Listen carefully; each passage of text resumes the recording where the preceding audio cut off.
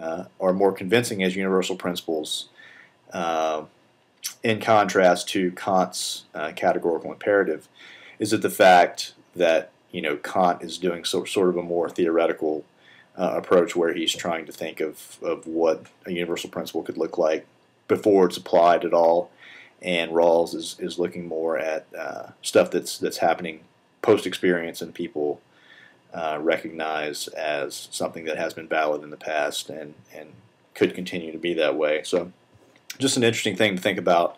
What is it about Rawls, some of Rawls' principles that you think seem to be, at least have the potential to be universal principles, whereas Kant's, where you felt a little bit less secure about. Another point that was made several times, which was good that you guys caught this, that there was a contradiction between Principles 4 and Principles 8. Principle 4 is where Rawls talks about non-intervention, and then Principle 8 was where it seemed like Rawls was talking we have actually a duty to intervene in certain circumstances. And in the section just after the principles, Rawls does talk about that a bit. He talks about qualifying both principles, qualifying Principle 4 and saying in the case of outlaw states and in the case of grave human rights violations, you do have a duty to intervene, which is more consistent with Principle 8. But I mean, obviously, in international politics and in global justice, that's a huge divide. I mean, you have to respect the rights of each country to be sovereign and sort of maintain its own country, but yet you have to be cognizant of the fact of human rights and all the other various reasons that go along with leading to intervention in other countries. One person pointed out our intervention in Libya, and our failure to intervene in the Sudan. And unfortunately, our political actions are not always guided by our ethical guidelines. So that's something to consider when you're looking at these principles. Another thing I want us to think about at the end is how do we want to define universal principles? For something to be a universal principle, does that mean that it has to hold in every single situation? In other words, what are the defeasibility conditions for something as a universal principle? Does it take just one counterexample, or say for instance the principle that it's wrong to murder another person? There may be examples out there where we can find murder to be justified, or we can find lying to be justified, or things like that. But there are always exceptions to rules, and just because we find one exception to a rule, does that mean that the principle is not universal anymore, or that the principle still holds, but there are just, in fact, exceptions to the rule? So is it universal that it holds in every single circumstance, or is it universal that it applies to all people? So that's just an interesting question to think about as we move forward. So this week we're going to be moving more into the cultural relativism, moral relativism phase of the course.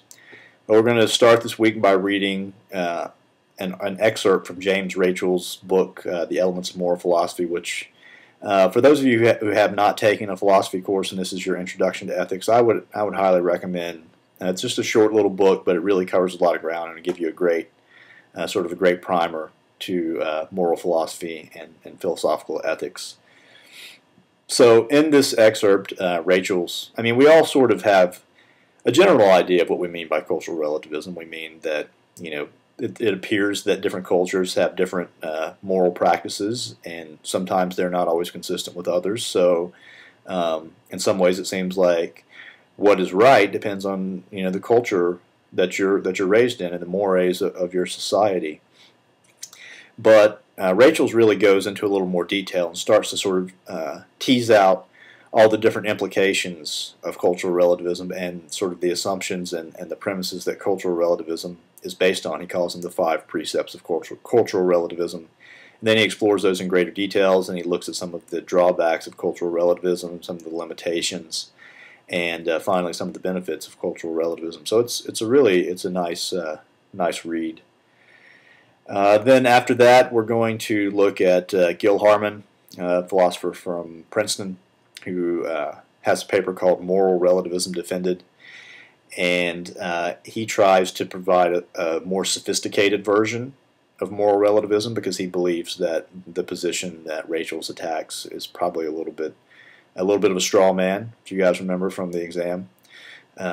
So he provides a different type of argument, which he talks about implicit agreements, and he sees morality as an implicit agreement that takes place in a society.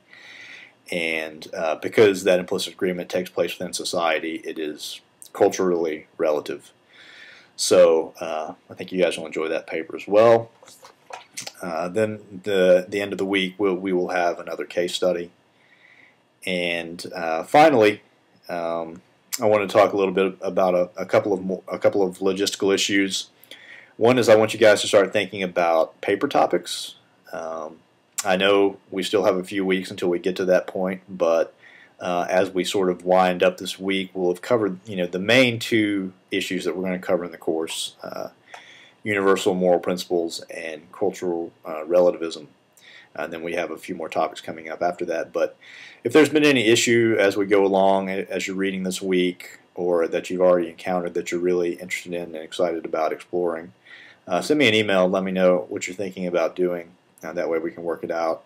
And in addition to that, I'm going to post just probably 3 sort of boilerplate essay topics. This is what you can write on.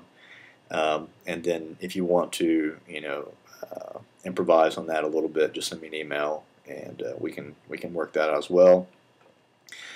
The midterm exam was this past week. Hopefully that went well for everybody. As I said in the message that I sent out, the grades that were sent to Gradebook are just based on the multiple choice and true-false answers. So if you see a 30, don't worry, that's not your final grade. I still have to grade the short answers and the essay questions. And I'm going to try to have those done by the end of this week. We'll see how that comes about. And I think that's it. Still thinking about, hopefully we can get together, sometime. I'll set a time. I'm living in the Graduate Life Center, so there's a nice little fountain out there, and there's some tables out there, so maybe one day we can all meet up. This week's going to be kind of busy, but maybe next week. And I'm also going to start posting the readings for next week when you're going to sort of explore the topic that you identified as being interested in the beginning of the course: human rights, just war theory, things like that. So I'll start posting those in Scholar. And I think what I'm going to do next week is, instead of me actually posting discussion questions for you to answer, I want you guys to take a little bit more of a leadership role within that, and in the reading, sort of, somebody gets started and mention something that they found interesting, and then you guys can just kind of let it evolve organically from there, and then I'll be checking in on you from time to time. But I hope you enjoy the readings this week. I'm sure I'll see your comments on the website, and if you need anything, send me an email.